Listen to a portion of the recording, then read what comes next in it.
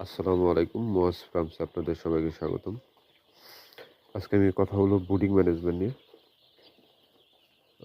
সকালে যখন আমি খাদ্য পানি দেই তখন যেমন এই যে খাচ্ছে এরকম নিচে ছিল আরকি সকলগুলাই বোর্ডারের নিচে অর্থাৎ আমার প্রত্যেক বোর্ডারে ৪০০ ওয়াট করে বাল্ব জ্বলতেছে।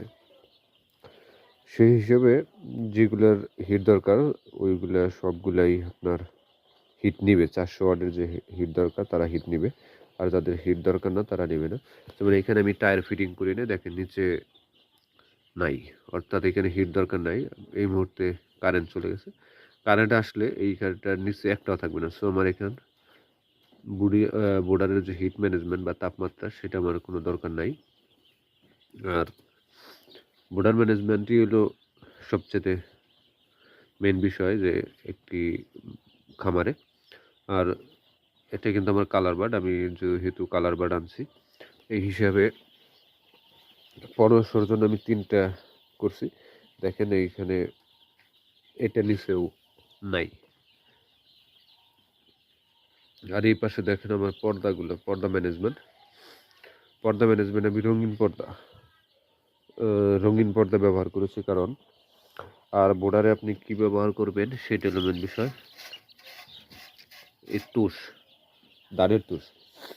ধানের তুষ হলো আপনার 100% পারফেক্ট বোর্ডারের জন্য, যাতে বোর্ডার নিমুনে না হয়।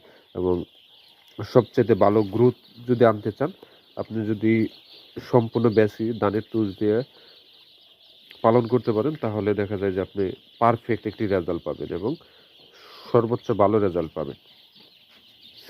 ধানের তুষের সবচেয়ে বড় গুণ সেটা হলো আপনার এই জিনিসটা কিন্তু আমাশা আসে না, রক্ত আমাশা যে প্রবলেমটা সেটা আসে না। এইভাবে ম্যানেজমেন্ট করবেন বোর্ডার ম্যানেজমেন্ট।